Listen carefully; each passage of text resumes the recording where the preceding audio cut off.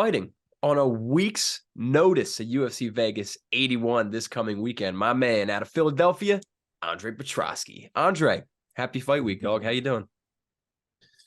Pretty good. Pretty good. We flew all the way from Thailand to Vegas, so that was kind of brutal to be honest, but getting adjusted now.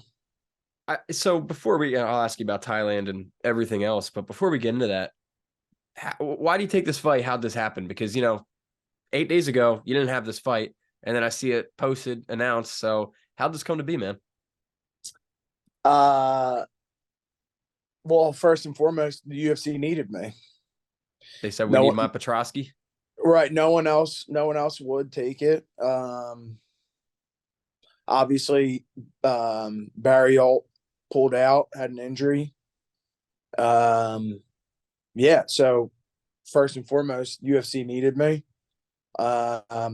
Obviously this is like my third or fourth short notice fight with them. Yeah. So they obviously knew who to call. And I mean, obviously the compensation was pretty sweet. They're treating you well? Right. Good. And I mean, like you said, you guys are in Thailand. So I guess this was pretty unexpected. Like, did that have any sway? Were you like, I don't know, man, we're 18 hours away? Or was this like, whatever, I don't care? To be honest, I was going to do the ADCC trials. Oh, okay. So I was training and we were in Thailand training. So like initially my thought was like, no, but, Mick was like, yo, do you want to send your daughter to private school? And I was like, fuck yeah. He really came at you with the big guns. Jesus. Right. And I mean, like, so you're training for ADCC. Does that mean weight's all good to go? Not a crazy weight cut on a week's notice? Well, I thought it would be good. And then this flight, it's like 8 hours from Thailand to South Korea. And then we had an 8 to 10 hour layover in South Korea, and then another 10-hour flight from South Korea to Vegas. And it's just like, it's definitely killing me, like, for holding weight. You know what I mean? All that, it just creates so much like water retention. Yeah. And I mean, it's definitely not ideal for cutting weight.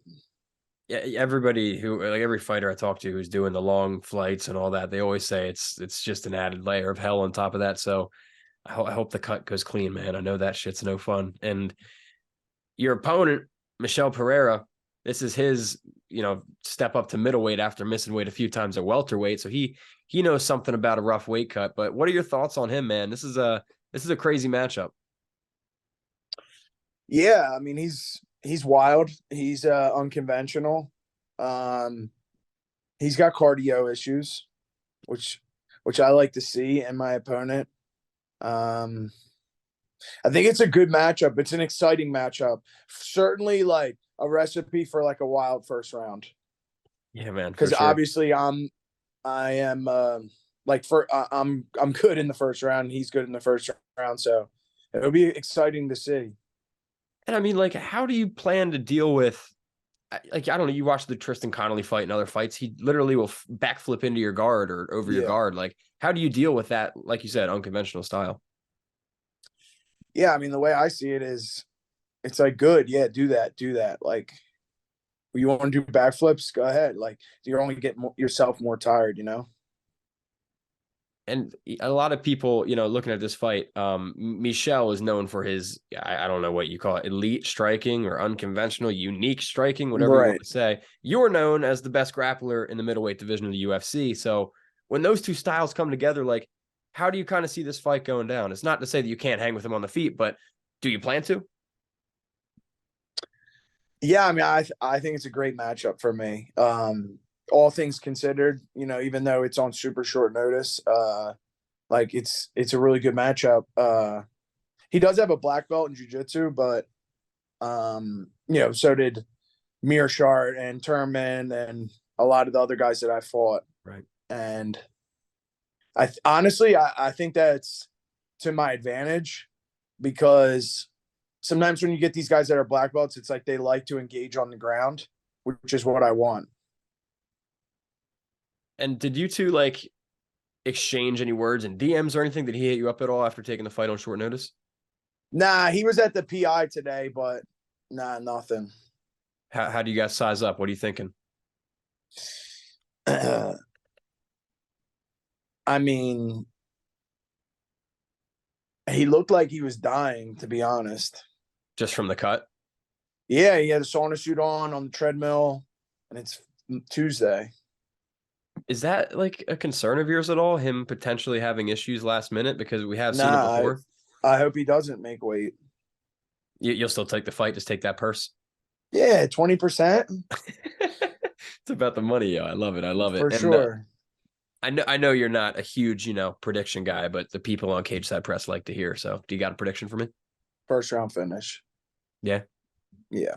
Love it, man. Love it. And just talking about camp a little bit, someone you obviously trained with, Sean Brady, was scheduled to fight Michel. So did you get any insight there? My coaches have watched him and have prepared for him before. Yeah. So we kind of have like a good idea of what we're dealing with. Yeah. So yeah, for sure. And then I just saw you give the glance over to Coach Eddie Torres, who's with you. I know you guys just went to Thailand, taking a trip to Bangtao. So how was that, man? I don't know if the short was cut a little bit, or the trip was cut a little bit short, but how was it?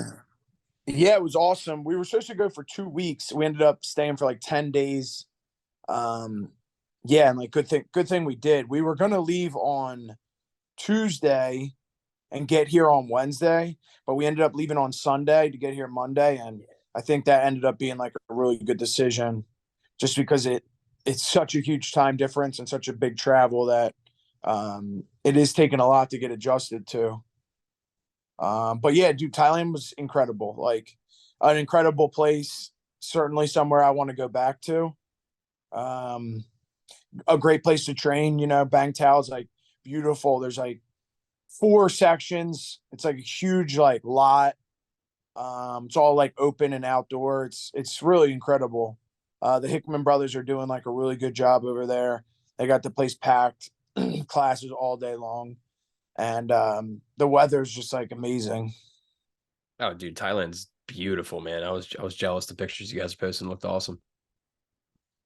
And yeah, the elephants were pretty cool, to be honest. yeah, that's cool, man. That's cool right Yeah. there.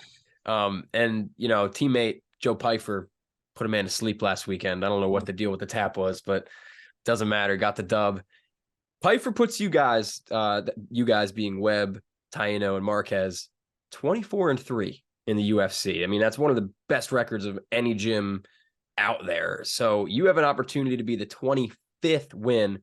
One, what would it mean to get that, quarter of 100 win? And two, how does it feel just to be part of such an elite squad? Yeah, I think we're finally starting to get like the notoriety that we deserve. Just our record obviously puts us ahead of any other team. Yeah. But now we're like also starting to get big fights too. Obviously Joey was the co-main event this weekend. Pat's going to be on that MSG card. I'm on the main card on Saturday. So not only like is our record like way better than a lot of the bigger gyms and a lot of the other teams, but we're starting to get like bigger slots and bigger fights.